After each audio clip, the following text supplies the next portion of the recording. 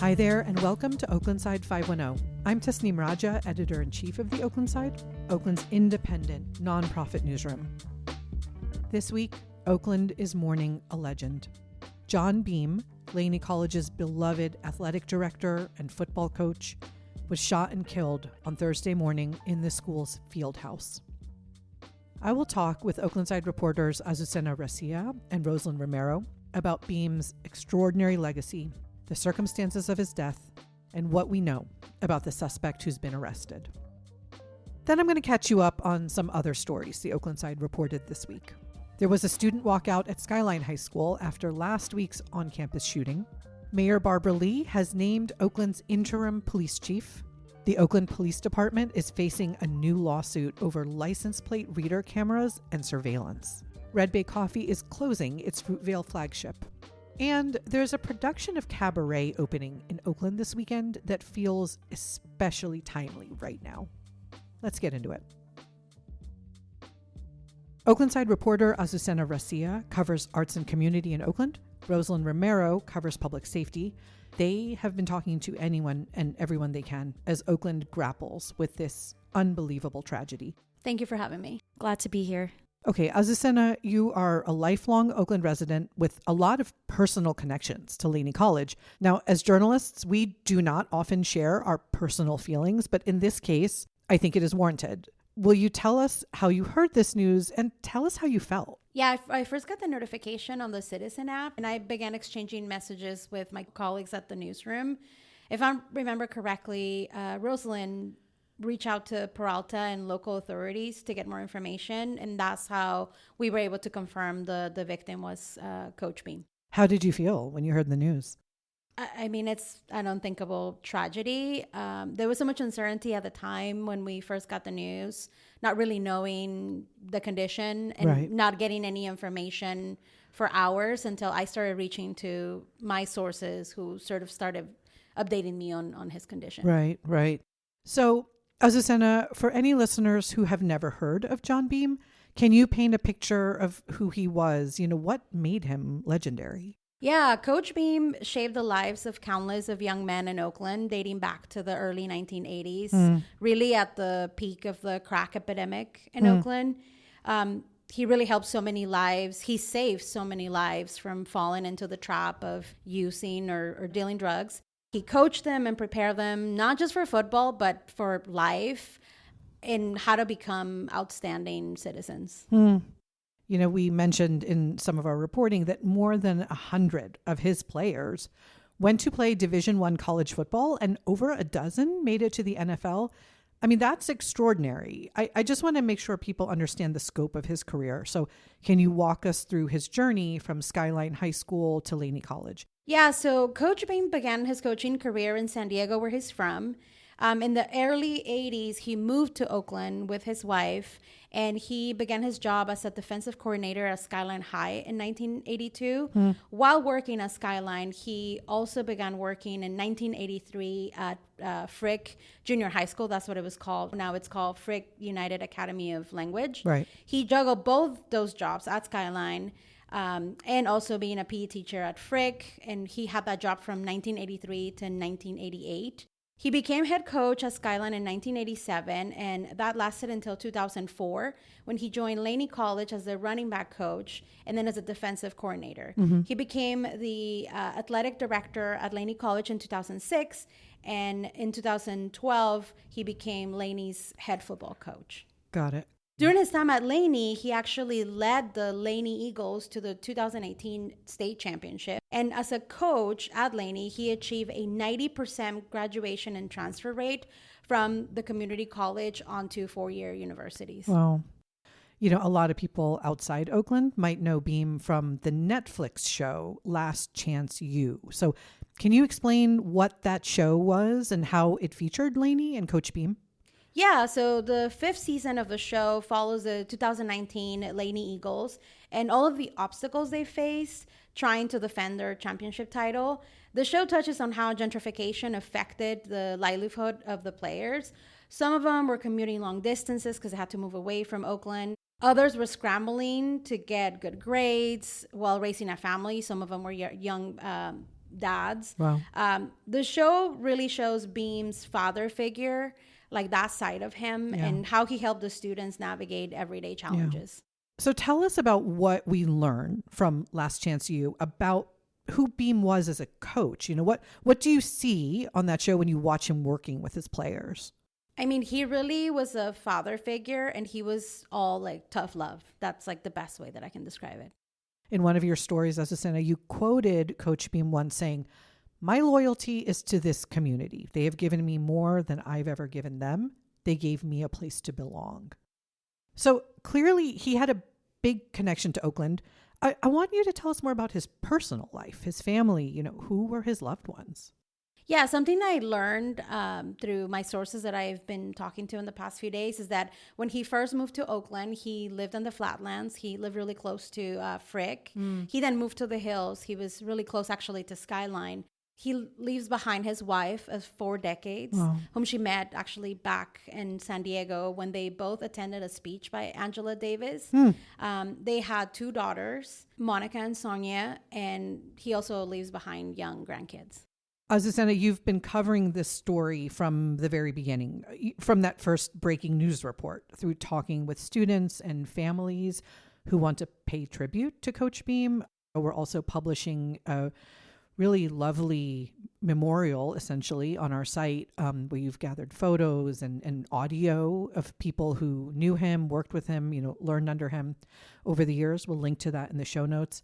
Just before we let you go, what is something about John Beam's life and legacy that you think people should remember? Yeah, over the past few days, I've spoken to over 24 people, really a tiny fraction of the lives that Coach Beam touched and influenced. Some of the messages that have resonated the most with me is not only how he dedicated his life to saving Oakland youth, but how his selfless work went way beyond football. Coach Beam was really preparing all these young men for life, to be kind-hearted people, to be the type of people to always help one another, to hold Oakland in high regard, no matter where they went. Coach Beam kept in touch with all of them, basically with everyone that he ever coached or mentor. Most of the people that I spoke with had just talked to him like days before his tragic passing. He was always checking on his people no matter what. Azucena, I know you've got to get back to your reporting, so we're going to let you go at this point. Yeah, thank you, Tasneem, so much for having me. Okay, Rosalind, I want to turn to you. You have been covering the shooting and the suspect.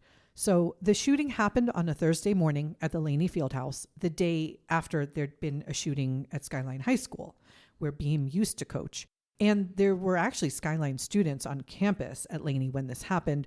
Can you just walk us through what happened that day? That's right. So shortly before noon on Thursday, November 13th, Oakland Police Department officials say that an unknown man went to the Laney College Fieldhouse and shot and killed John Beam. From there, the suspect fled the scene on foot and launched a manhunt that lasted through the rest of the day. The shooting was treated by Oakland police as an active shooter. And so Oakland police said they responded as such. They put the campus on lockdown. Yeah. And like you mentioned, there were several Skyline High School students, as well as other high school students within the Oakland Unified School District, who were on campus that day for a college and career exploration day. Wow. So that was also, of course, very traumatic for those students. But classes at Laney were canceled for the rest of the day, and classes resumed the next day. But as the manhunt went along, police say that they used surveillance footage from the incident as well as cameras from AC Transit to find and identify the suspect, who was identified as Cedric Irving Jr., Right. a 27-year-old man who has been living in Oakland. So tell us more about Cedric Irving Jr. What do we know about him? We don't know a lot. So some media reports have said that he was unhoused for quite some time and was staying at the Eastmont Town Center, that mall in East Oakland. We also know that at the time of the shooting, he was not enrolled at Laney College as a student.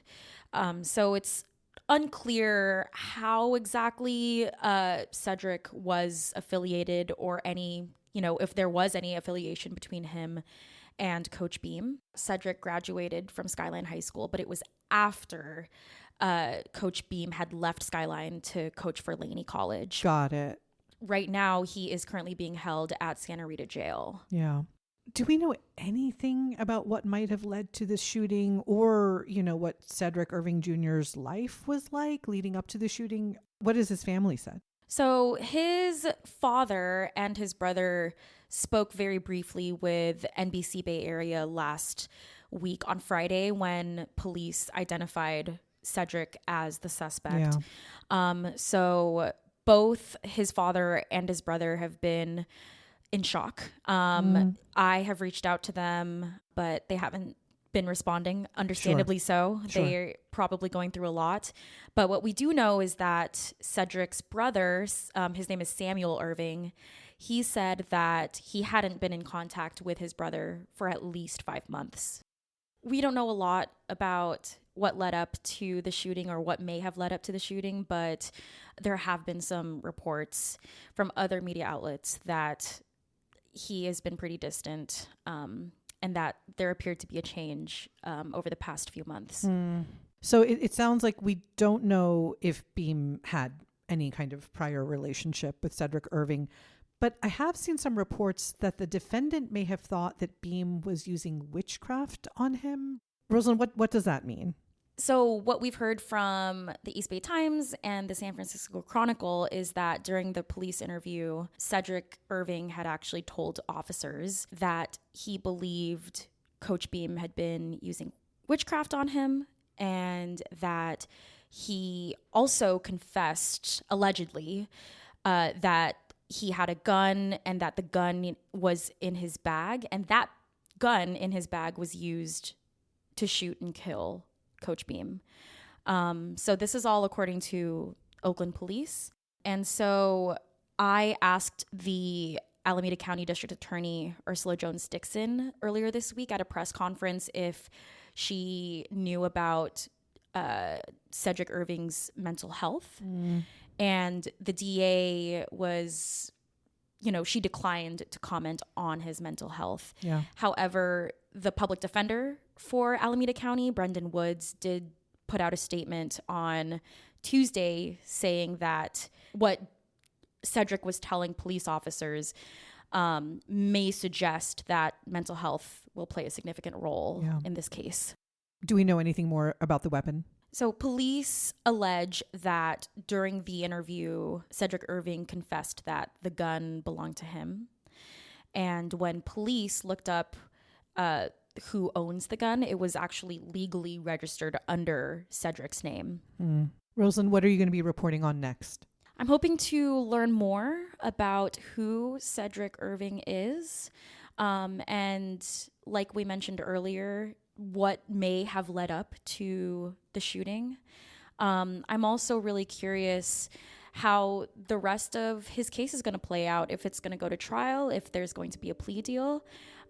His next hearing is scheduled for December 16th in Oakland at the Wiley W. Manuel Courthouse. So I'll be there and reporting on that. Thank you so much, Rosalind. Thank you, Tasneem.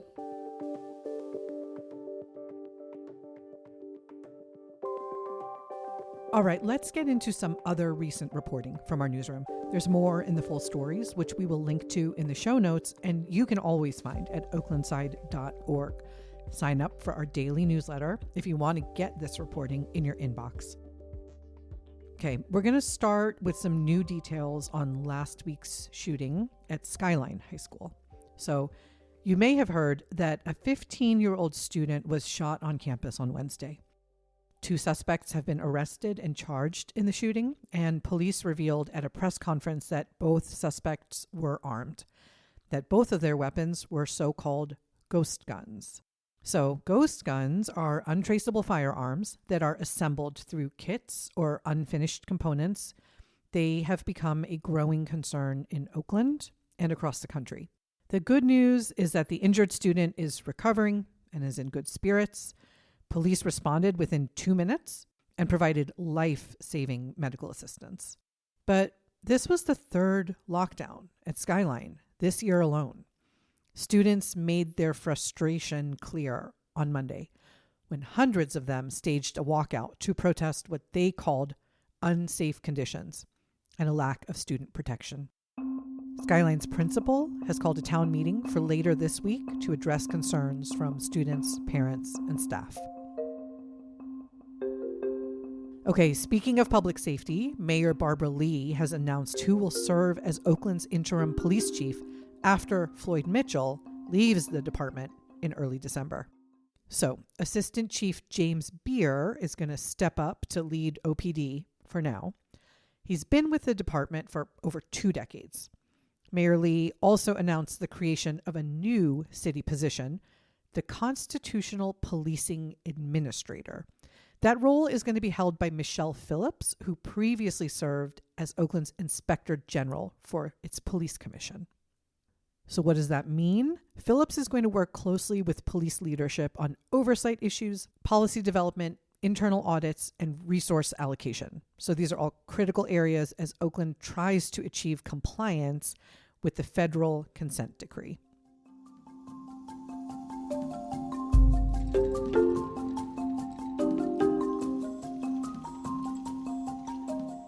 Okay, still staying on public safety for a minute. Oakland police are facing a new lawsuit over their automated license plate reader cameras. The lawsuit was filed by Secure Justice. That's a nonprofit led by Brian Hofer, who's been very involved in privacy debates in Oakland as a former member of Oakland's Privacy Advisory Commission. So Secure Justice claims that OPD has repeatedly broken the law by sharing sensitive surveillance data with federal authorities. This is actually the second time that Secure Justice has sued the city over this issue. They settled the first lawsuit earlier this year, with OPD essentially agreeing to follow its own rules and state law. But Hofer says the department has not changed its behavior. And given the Trump administration's plans to use license plate reader data for mass deportations and other enforcement actions, this new lawsuit argues that the stakes are even higher now. The lawsuit was filed the same day that a city council committee is scheduled to consider awarding a $2.25 million contract to Flock Safety and potentially expanding the surveillance network to include private cameras.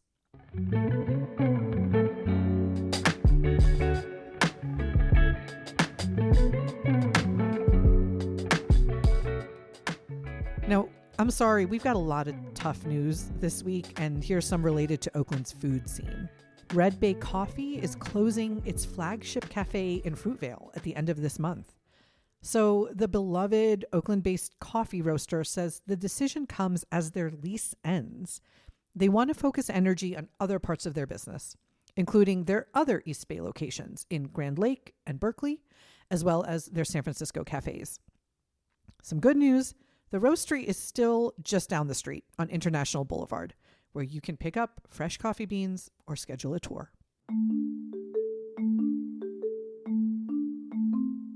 Okay, to wrap us up, here's something to look forward to. The Oakland Theater Project is closing out its 2025 season with a new production of Cabaret, the Tony Award-winning musical by Kander and Ebb. So if you know Cabaret, you know it's set in Berlin in the early 1930s, right as the Nazis are coming to power. The Kit Kat Club is a space where queer and gender-fluid people can be themselves until suddenly they can't. The musical asks, what do you do when you see your freedoms being stripped away? Do you keep partying? Do you fight back? Do you flee? I don't need to spend a bunch of time here explaining to you why these are not abstract questions anymore. I just encourage you to check out this show. Rewatch the incredible 1972 film starring Liza Minnelli while you're at it. Okay.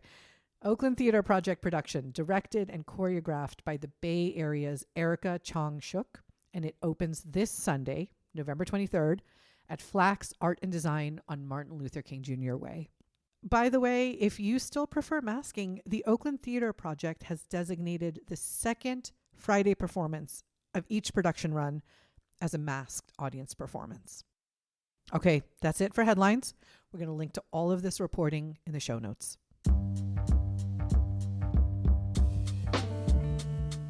All right, that is this week's episode of Oaklandside 510. As always, find all the stories we talked about today at oaklandside.org.